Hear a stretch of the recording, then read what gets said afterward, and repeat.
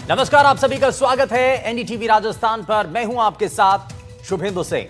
राजस्थान में पुलिस की फाइलें कार्रवाई के आंकड़ों से भरी पड़ी हैं, लेकिन सड़कों पर नशे का कारोबार खत्म होने का नाम नहीं ले रहा है। पिछले 3 सालों में 17,000 से ज्यादा एक्शन अब तक हो चुके हैं, लेकिन उसके बावजूद भी ड्रग तस्करी के मामलों में 30% का उछाल आया है।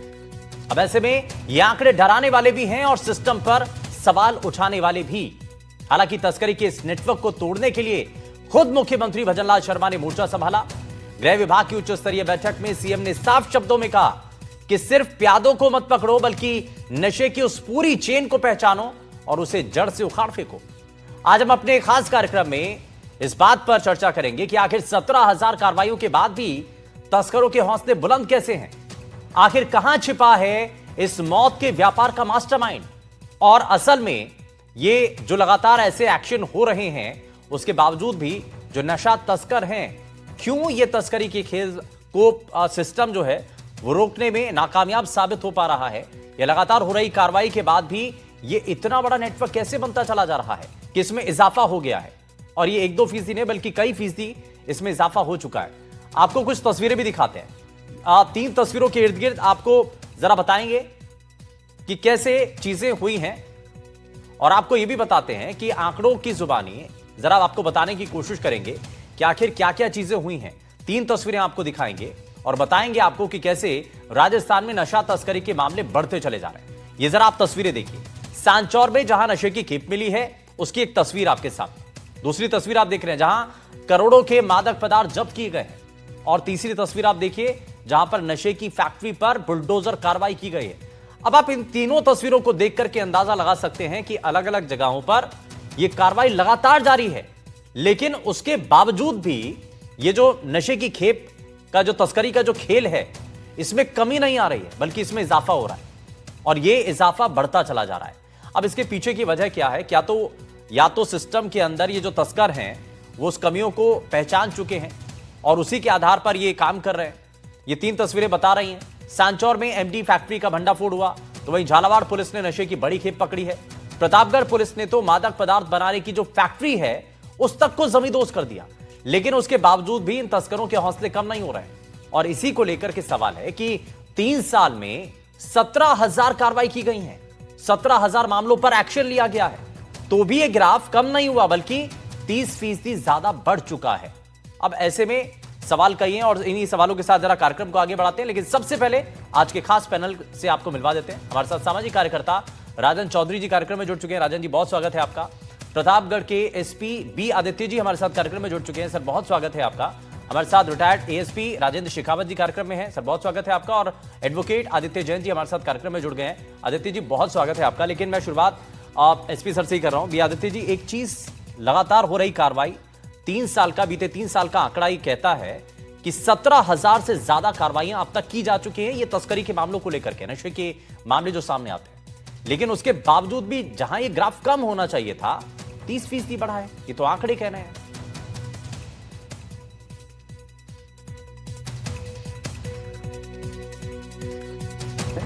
राज्य सरकार का जो टारगेट है राजस्थान को नशा मुक्त करने का, तो इस पे पूरा प्रयास की जा रही है। जैसे आपको पता है, बहुत सारे जिलों में एमडी फैक्ट्रीज भी पकड़े जा रही है और बहुत सारे एनडीपीएस के कार्रवाई भी हो रही है। नशा तस्करों के प्रॉपर्टीज भी फ्रीज कर रहे हैं और जहां पे फैक्ट्रियां लगा रही है उनको ध्वस्त भी कर रहे हैं, और ये आगे भी ऐसे ही कार्रवाई चालू रहेगी। भले कितने भी लोग इसमें जुड़ते जाए, उन सब पे कार्रवाई करने का पूरी प्रयास की जा रही है। लेकिन सर, वजह क्या है इसके पीछे? हम लगातार एक्शन तो ले रहे हैं, बहुत अच्छी बात है। टीम अलग अलग, हमने इससे पहले जरा 3 तस्वीरें भी दिखाई थी, उसमें बताया भी था कि कहां कहां पर कार्रवाई हो रही है। कार्रवाइयां लगातार हो रही हैं, लेकिन ये ग्राफ कम होने की जगह बढ़ रहा है। जी, इसमें प्रतापगढ़ जिले का स्पेसिफिक मैं बताऊं तो अभी जो मेफिड्रोन है एमडी, इसको बनाने के लिए अफीम की जरूरत नहीं है। इसको सिर्फ जो केमिकल्स बहुत सारे इंडस्ट्रीज में यूज में लेते हैं, इन केमिकल्स को रूट करके इनको छोटी मोटी जो झोपड़ी जंगल इलाकों में या फिर शहरों के इलाकों में एक छोटा सा सेटअप, टेम्पररी सेटअप बना के वहां पे ये एमडी बनाई जा रही है। तो जो सोर्स है, जो रॉ मटेरियल इसमें यूज होती है, इसका इजी अवेलेबिलिटी एक इश्यू है। और इसके साथ साथ नशा से जो जुड़ा हुआ है पैसा है, आजकल का जो यूथ है इनको इजी मनी चाहिए, अच्छा लाइफस्टाइल चाहिए। तो इसके चक्कर में लोग इस पे आकर्षित हो रहे। तो इस कार्रवाइयों से लोगों में एक मैसेज जाएगा, समाज में एक मैसेज जाएगा कि नशा तस्करों के खिलाफ कार्रवाई सख्त से सख्त करेंगे, तभी ये रुकेगी। ठीक है, सख्त से सख्त कार्रवाई होनी चाहिए। लेकिन मैं थोड़ा सा आगे बढ़ता हूं, इसमें राजेंद्र जी को भी जोड़ रहा हूं। राजेंद्र सर, एक चीज ये बताइए कि आप सवाल ये उठता है कि क्या करियर्स पर ही जो ये ड्रग्स सप्लाई करने वाले लोग हैं, क्या सिर्फ उन तक अभी तक एक्शन हो रहा है या उन तक ही ये कार्रवाई सीमित हो रही है? जो बड़ी मछलियां हैं, जो बड़े प्लेयर हैं, जो तस्कर हैं, जो इस पूरे पर्दे के पीछे बैठ करके सब कुछ अरेंज कर रहे हैं, वहां तक कार्रवाई होना अभी बाकी है क्या?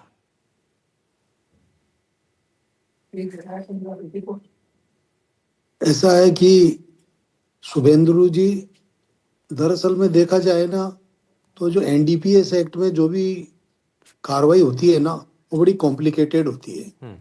और उस कॉम्प्लिकेटेड कार्रवाई के कारण से पुलिस के अधिकारी इससे थोड़ा बचते हैं, इस कार्रवाई करने से।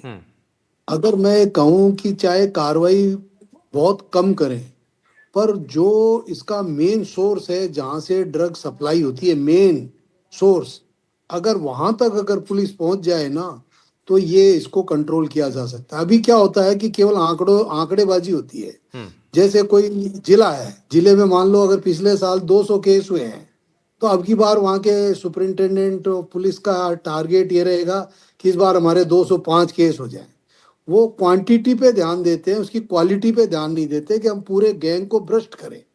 अगर ऐसा पूरे राजस्थान में, मैं कहता हूं कि पिछली बार के मान लो अगर 20,000 केस दर्ज हुए, चाहे पूरे राजस्थान में 200 ही केस दर्ज हों, मगर उस 200 केसों में बिल्कुल जो लास्ट जहां से सोर्स स्टार्ट हुआ है ड्रग्स का, अगर वो मेन सोर्स अगर पकड़ा जाए, तो मैं समझता हूँ इस समस्या का हम समाधान कर सकते हैं। अभी क्या है कि जो भी एक्शन हो रहे हैं वो बहुत ज्यादा, मतलब आंकड़ों के हिसाब से हो रहे हैं। उसमें जो आप ये मान के चल सकते हो कि जो बहुत बड़े बड़े जो जिस तरह के ड्रग माफिया हैं, जो इस तरह के काम में पूरी शिद्दत से लगे हुए हैं, उन लोगों को हम पकड़ नहीं पा रहे हैं। वरना ऐसी कोई बड़ी बात नहीं है कि कोई है, तो आखिर कहाँ से आ रही है अफीम? कोई ऐसा तो है नहीं कि कोई अफीम है या ड्रग्स कई है। बार तो ये कनेक्शन भी निकल करके आए हैं सर, कि इसमें जो है ऐसे भारत के अंदर अलग अलग आतंकी गतिविधियों में जो चीजें इस्तेमाल होती हैं या ऐसे जो लोग होते हैं, उनको फंडिंग इन्हीं सोर्सेज से होता है। जो उसका मेन रूट है वहां तक नहीं जा रहे हैं। हम केवल क्या है कि हमने जहां पकड़ी और उसके बाद कार्रवाई की और उसके बाद चालान पेश कर देते हैं। उसको कहाँ से मिली वो ड्रग, उसको किसने दी, एक चेन बनती है क्राइम की। उस पूरी क्राइम की चेन को, जैसे अभी एसपी साहब प्रतापगढ़ है, इन्होंने एक बहुत बड़ा नेटवर्क भ्रष्ट किया है। अब मेरा तो इनसे यही निवेदन है कि इसकी अगर आप पूरे एंड तक चले गए कि ये कहाँ से आई, ये जो भी केमिकल कहाँ से आया, इसमें मिलाने वाली चीजें कहाँ से आई, इनको किसने ट्रेंड किया, तो ये अगर आगे तक जाते जाएंगे तो ये उस गिरोह के सरगना तक पहुंच जाएंगे। और अगर गिरोह के सरगना तक अगर हम पहुंच गए, तो मैं समझता हूं कि ये इस तरह का जो ड्रग का हमारे यहाँ जो कहना बहुत आसान है, लेकिन ग्राउंड पर जो चीजें होती हैं वो बहुत अलग होती हैं। मैं आदित्य सर को वापस से जोड़ रहा हूं, एक रिएक्शन उसमें मैं उनसे लेना चाह रहा हूं। ये बहुत मेहनत का काम है और ये बहुत चैलेंजिंग होता है ऐसे तस्करों के साथ डील करना, और उनके इस तरीके की जो चीजें हैं उनको बस्ट करना, ये बहुत चैलेंजिंग काम होता है। ये इसके लिए तो बहुत बधाई सर, और बहुत डेयरिंग काम होता है, ये बहुत चैलेंजिंग काम होता है, बहुत मुश्किल काम है जो आप लोग कर रहे हैं। लेकिन बिल्कुल, अभी तक क्या क्या हुआ सर प्रतापगढ़ में? कौन कौन सी वो बड़ी कार्रवाई हैं जिनको आप यहां बताना चाहेंगे, कुछ स्पेसिफिक? जी, जैसे मैं बता रहा हूं, नशा मुक्त राजस्थान अचीव करने के लिए राज्य सरकार का जो मकसद है, उसके तहत प्रतापगढ़ जिले में ऑपरेशन चक्रव्यूह नाम से एक अभियान शुरू किया है 6 महीने पहले। इन 6 महीनों में करीब हमने अभी तक 75 एनडीपीएस के मुकदमे दर्ज किए, जिसमें आधा से ज्यादा कमर्शियल क्वांटिटी के मुकदमे हैं। मैं इसलिए कमर्शियल क्वांटिटी पे एम्फसाइज कर रहा हूं क्योंकि कमर्शियल क्वांटिटी में जो तस्करी करता है वो बड़ा सप्लायर होता है और मैन्युफैक्चरर होता है। और इसी तहत हमने 4 एमडी की फैक्ट्री भी इसी 6 महीने के अंदर पकड़ी है।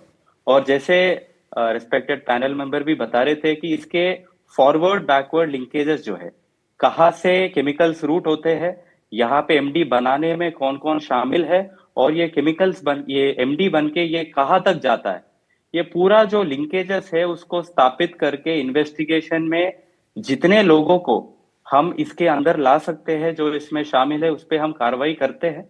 और सबसे बड़ा चैलेंज हमको मुखबिरी का होता है, क्योंकि ऐसे कार्रवाइयों में बिना मुखबिरी कार्रवाई होना बहुत मुश्किल होता है। तो हमारा जो टीम है इनको लगातार मोटिवेट करते हुए मुखबिरी से ये कार्रवाई होती है, और जरूर आगे भी कोशिश करेंगे कि हमारा इस जिले में कहीं पे भी एमडी बनने का कोई चांस ही नहीं हो, और हमारे इलाके से स्पेशली ड्रग्स बन के कहीं और नहीं चले जाए। तो इस पे जरूर आगे भी काम करेंगे। ठीक है, मैं थोड़ा सा आगे बढ़ता हूं सर। राजन चौधरी जी भी हमारे साथ हैं, सामाजिक कार्यकर्ता हैं। राजन जी, एक चीज़ इसमें ये समझने वाली है भाई, बहुत सैल्यूट है ऐसे लोगों को जो पुलिस की टीम में हमारे काम करते रहते हैं, पुलिस के अधिकारी हों या जो सिस्टम के अंदर जुड़े हुए लोग हैं। लेकिन ये कुछ चीज़ें जो हैं चैलेंजिंग के तौर पर नज़र आती हैं। अभी तक कई आंकड़े, और हाल ही में जो जिस आंकड़े को लेकर के हम बात कर रहे हैं कि लगातार हो रही एक तरफ कार्रवाई, लेकिन दूसरी तरफ जो ग्राफ है वो अभी भी कम नहीं हो रहा है। उसमें असल कारण आपको क्या नजर आता है? देखिए, अभी एसपी साहब ने एक बात कही कि हम लगातार कार्रवाई कर रहे हैं। एसपी साहब की तरह 41 जिलों में से एक जिले में ही बहुत वर्त स्तर पे कार्रवाई हो रही है, बाकी के 40 जिलों में तो इस तरह की कार्रवाई नहीं हो रही है। आईजी एंटी नारकोटिक्स विकास कुमार जी हैं, उन्होंने एक कैंपेन शुरू किया था जोधपुर में। जब वो जोधपुर रेंज में थे तो वहां उन्होंने गांव वालों के साथ मिलके, तो गांव स्तर पे गमी और खुशी में जो अफीम का उपयोग किया जाता है उसको रोकने का शुरू किया। एक गांव में जितने भी तस्कर हैं उन तस्करों को गांव में समाज सेवी के रूप में जो स्वीकार्यता मिली, मंदिर में उन्होंने 1 लाख रुपया दे दिया या बर्तन भंडार बनवा दिया या कुछ बनवा दिया, तो वो लोग एक तरफ समाज में अपनी पैठ बना लेते हैं, तो उनको वहां से दूर करना उन्होंने शुरू किया। तो सामाजिक स्तर पे जो, और ये नेता बनने लगे, तस्करी में कुछ पैसा कमाया फिर वो नेतागिरी में आ जाते हैं, पहले प्रधान और एमएलए तक के में आ रहे हैं ये। तो ये एक सिस्टम में जुड़ गए, और इस सिस्टम से इनको दूर कैसे किया जा सकता है, वो सरकार, समाज और ये सब लोग मिलके ये चाहें कि हमें नशा मुक्त समाज बनाना है तो बन सकता है। एक तरफ हम अल्कोहल को विस्तार दे रहे हैं, हम बाकी चीजों को विस्तार दे रहे हैं। नशे की पहली सीढ़ी गुटखा, पान मसाला, बीड़ी सिगरेट होता है, वो हमारे यहाँ खुलेआम हर 5वीं दुकान पे मिल रहा है, हर चौथा आदमी खा रहा है। वो नशे की पहली सीढ़ी है, वहां से शुरुआत होती है और ये नशा धीरे धीरे बढ़ता जाता है। इसके और भी कुछ उदाहरण है। कुछ तस्करों के साथ ऐसे चोर हैं जो स्कॉर्पियो या एक्सयूवी गाड़ी ही चुराते हैं और वो ले जाके 4 लाख रुपए में बाड़मेर, जालोर या जहां कहीं भी वो तस्कर काम में लेते हैं उनको दे देते हैं, और वो 3-4 चक्कर प्रतापगढ़, चित्तौड़गढ़, उधर या जहां कहीं से भी सामान लाना उसमें उस गाड़ी का उपयोग करते हैं। या एसपी साहब जैसे कुछ एक्टिव लोग हैं, जहां कार्रवाई होती है वहां उसको पकड़ लिया जाता है तो वो छोड़ के आ जाते हैं। और ये प्रक्रिया मतलब एक कड़ी से कड़ी जुड़ी हुई है। वो कड़ी से कड़ी जब तक अंत तक नहीं जाएंगे तो हम वहां तक पकड़ नहीं पाएंगे। कड़ियों को जोड़ना बहुत ज्यादा जरूरी है, और जो इसके पीछे की जो बड़ी मछलियां हैं उन पर कार्रवाई करना बहुत ज्यादा जरूरी है। मैं इसमें आदित्य जी को जोड़ूं, लेकिन उससे पहले एक जरा जल्दी से रिएक्शन मैं राजेंद्र जी से लेना चाह रहा हूं। राजेंद्र सर, एक चीज और है, एक लंबा अनुभव भी रहा है सर आपका, तो ये इसके बारे में थोड़ा सा बताइए कि बॉर्डर क्रॉसिंग और जो सीमावर्ती जो इलाके हैं या स्टेट वाले जो जगह आ जाती हैं जहां 2 राज्यों की सीमाओं को लेकर के हो जाता है, या 2 जिलों की सीमाओं को लेकर हो जाता है, या 2 देशों की सीमाओं को, क्योंकि राजस्थान पे इसलिए हम ज्यादा देखते हैं कि ऐसी खबरें सामने आ रही हैं, इस पर कहां कमी है और ड्रोन सर्विलांस इसमें कितना कारगर है? ऐसा है, राजस्थान में क्या है कि काफी बॉर्डर है, वो पाकिस्तान से लगता है, पंजाब से भी लगता है। पंजाब में भी आप ये देखिए कि ये ड्रग्स की बहुत प्रॉब्लम रही है, और पाकिस्तान से पहले आ रही थी, पर अब हमारी बॉर्डर सिक्योरिटी फोर्स है उसने अब सख्ती की है, तो अब ये इतना आसान नहीं रहा है। फिर भी चोरी छिपे कई बार इस तरह की सूचनाएं मिलती है। अब राजस्थान में एंटी नारकोटिक्स टास्क फोर्स का भी गठन हुआ है। अब दरअसल में क्या है कि अब ये जो भी केस पकड़े जाते हैं और जैसे बॉर्डर के आसपास के जिलों में अगर कोई इस तरह की घटनाएं पकड़ी जाती है तो ये टास्क फोर्स को जानी चाहिए ये केसेस, हाँ। और वो इसमें पूरा पीछा करके और इसकी नहीं, जड़ और तक दूसरा सर पहुंचे। इसमें एक बड़ा अच्छा जो है सामाजिक कार्यकर्ता हैं, उनका एक सजेशन भी था कि भाई जो ऐसे ड्रोन से जो अभी नशे की खेप आने का जो मामले हालांकि पहले से तो कम हो गए, लेकिन इनको लेकर के एंटी ड्रोन तकनीक जो है, क्यों नहीं उस पर फोकस किया जाए भाई, ड्रोन से उसके भी आ जरिए। रहे हैं। हाँ, अभी जब बीएसएफ की सख्ती हुई तो ये ड्रोन से भी, अब बॉर्डर बहुत लंबा है, अब उसमें हालांकि अपनी जो भी बॉर्डर सिक्योरिटी फोर्स है काफी चुस्त है, उसके ऊपर हम कोई क्वेश्चन मार्क नहीं कर सकते। उनके सामने बड़े चैलेंजेस है, सर्दी है, बरसात है, गर्मी है, बहुत हर कठिन परिस्थितियों में वो सीमा की रखवाली कर रहे हैं, तो हम उनके ऊपर कोई ऐसा क्वेश्चन नहीं करना चाहिए ठीक है। हमको। पर फिर भी जो आज की टेक्नोलॉजी है उसका इस्तेमाल करते हुए हमको निश्चित रूप से निगरानी बढ़ानी चाहिए, और इसके अलावा हमारा जो मुखबिर तंत्र है, जो हमारा इन्फॉर्मर सिस्टम है, उसको मजबूत करना पड़ेगा। अगर वो मजबूत नहीं है तो हम सीमा पार से अच्छा, आने एक वाले चीज और भी है सर, खेपों इसमें को कोई ना कोई पकड़ने में कानूनी दिक्कत पहलू भी है ना, जरा इसका जो कानूनी पहलू है, क्यों आखिर ये जो तस्कर हैं वो इतना निडर हो गए हैं, क्योंकि लगातार कार्रवाई तो हो रही है लेकिन उसके बावजूद भी ग्राफ बढ़ता चला जा रहा है। मैं इसमें जरा आदित्य जी को जोड़ रहा हूं। आदित्य जी, इसमें एक चीज थोड़ा सा बताइए, समझाइए, कानूनी रूप से कहीं कुछ लूपहोल, क्योंकि कई बार क्या होता है, ऐसे जो तस्कर हैं या ऐसी गतिविधि करने वाले लोग हैं, वो इन्हीं छोटी छोटी कमियों को पकड़ करके खुद बच जाते हैं, और इसलिए उनमें डर नहीं रहता, कोई खौफ नहीं रहता। एक तरफ कार्रवाई हो रही है, दूसरी तरफ 30% ज्यादा ये ग्राफ बढ़ चुका है। कारण इसके पीछे आपको क्या समझ आता है? जी, जो नारकोटिक से संबंधित कानून है, एनडीपीएस एक्ट 1985 की कानून है, उसमें देखिए किसी भी तरीके से तस्करी करना या प्रोड्यूस करना या कल्टीवेट करना या किसी को बेचना या कंज्यूम करना सभी अपराध की श्रेणी में आता है। परंतु होता क्या है, जो सरगना होते हैं वो स्वयं तो ये चीज करते नहीं है, वो किसी कैरियर के थ्रू करवाते हैं।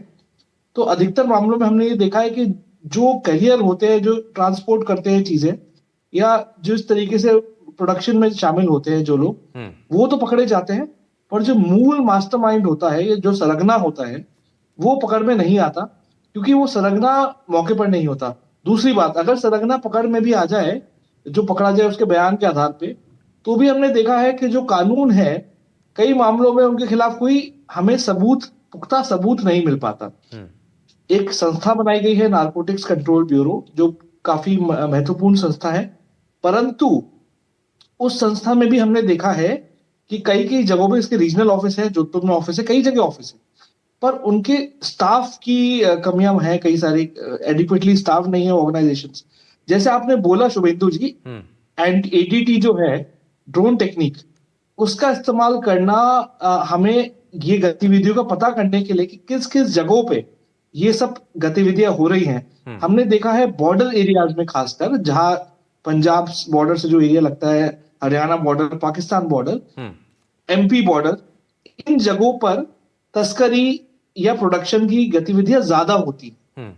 मैंने कई केस देखे हैं जहां मध्य प्रदेश मंदसौर से, प्रतापगढ़ से या हनुमानगढ़ से या बॉर्डर इलाकों से ये गतिविधियां ज्यादा होती है। तो वहां पे हमें एडीटी, जो ड्रोन टेक्निक है, उसका इस्तेमाल करना बहुत जरूरी है, और हर बॉर्डर एरिया में पुख्ता इंतजाम किए जाने चाहिए कि जो भी इस तरीके से तस्करी कर रहा है या प्रोड्यूस कर रहा है, या जो भी इस तरीके से इसको कल्टीवेट भी कर रहा है, कल्टीवेशन के लिए जो लोकल विलेज लेवल पे हमारे पास अथॉरिटीज मौजूद हैं, जैसे सरपंच, उप सरपंच और ग्राम पंचायत लेवल पे जो हमारे पास अथॉरिटीज मौजूद है, उनको सशक्त बनाना चाहिए और इंसेंटिवाइज करना चाहिए कि जैसे कोई भी इसकी जानकारी देता है, मुखबिरी करता है। अच्छा, ये जो पकड़ी जा रही है, जब्त की जाती हैं, तो इनसे कुछ उनको सेटबैक होता है भाई? नुकसान तो है ही, लेकिन क्या उसको झेल रहे हैं फिर उसके बावजूद भी?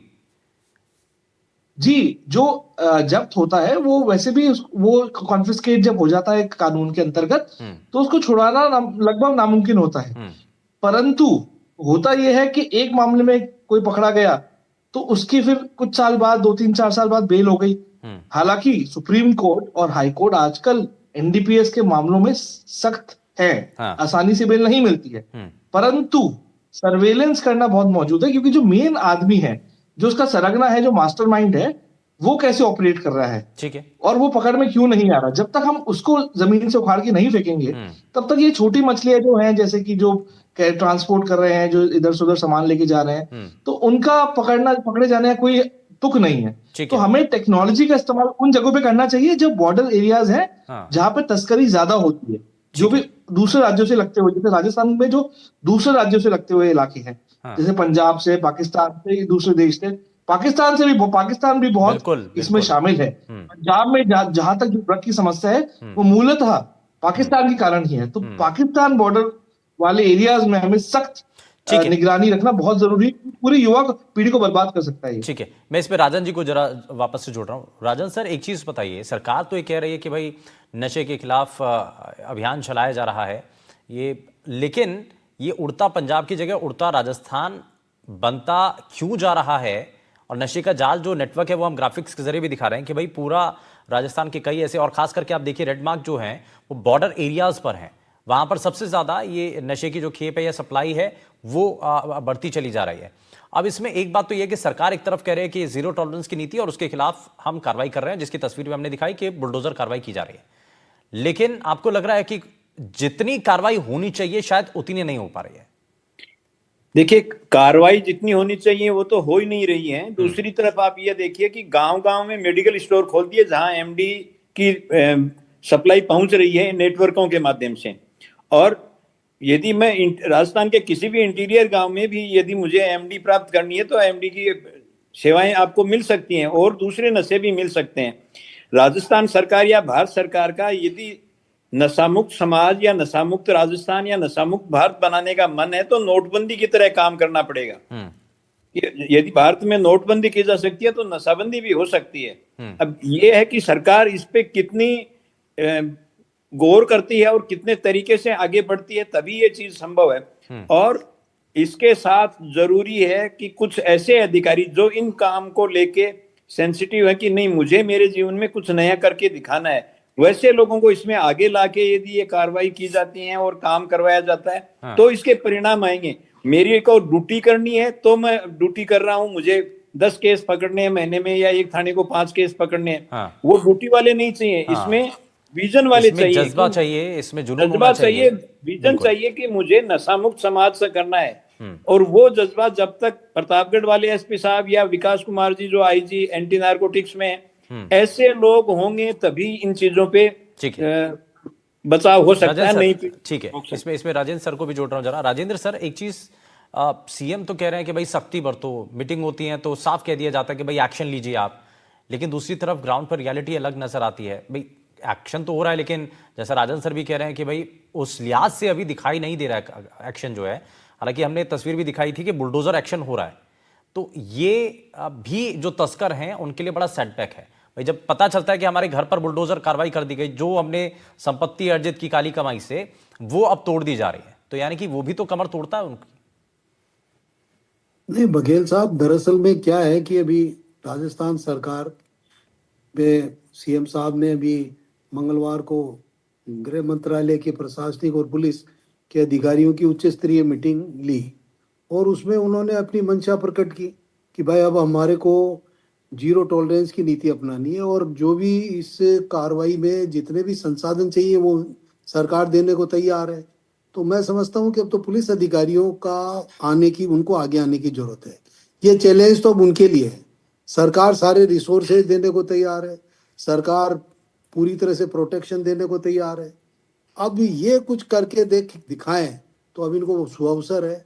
अगर इनके अंदर इच्छा शक्ति होगी पुलिस के अधिकारियों में, तो मैं समझता हूं कि ये जो सरकार ने कदम उठाया है, इससे इस जो नशे का व्यापार है इसको जड़ मूल से समाप्त कर सकते हैं। वरना तो अगर ये फौरी कार्रवाई अगर करेंगे कि खाली आंकड़ों पे जाएंगे कि पिछली बार इतने केस थे अब हमने इतने केस बढ़ा दिए, तो मैं समझता हूँ इस समस्या का जो वास्तविक अंत होना चाहिए वो नहीं हो पाए। ठीक है, वास्तविक अंत के लिए हमको गहराई से इन्वेस्टिगेशन होनी चाहिए, गहराई से उनसे पूछताछ होनी चाहिए क्रिमिनल से, और इसके जो भी लिंक्स हैं उन लिंक्स तक, इनके फाइनेंसर तक, इनके कैरियर तक, इनके सपोर्टर तक।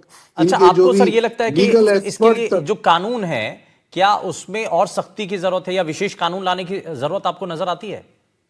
नहीं, ऐसा कुछ नहीं है। कानून बहुत अच्छा है, बहुत ही प्रभावी रूप से कानून बना हुआ है। अब कानून में समय समय पर बदलावों की जरूरत होती रहती है, परंतु उसमें कोई कार्रवाई तो हो ना। अभी तो कार्रवाई क्या होती है, मंशा एक साफ छोटी होनी सी चाहिए, है कार्रवाई कि उस पर ठोस होनी चाहिए, तभी ये एक्शन ग्राउंड पर दिखाई देगा।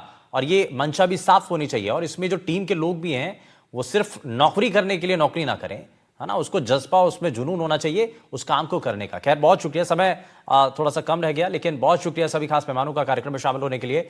बात यहां पर सीधे ड्रग्स की है, सरकार का एक्शन लगातार जारी है, लेकिन उसके बावजूद भी ग्राफ कम क्यों नहीं हो रहा है, सवाल इसी पर था। रुकने एक छोटे से ब्रेक के लिए, आप कहीं मत जाएगा, बने रहिए एनडीटीवी राजस्थान के साथ।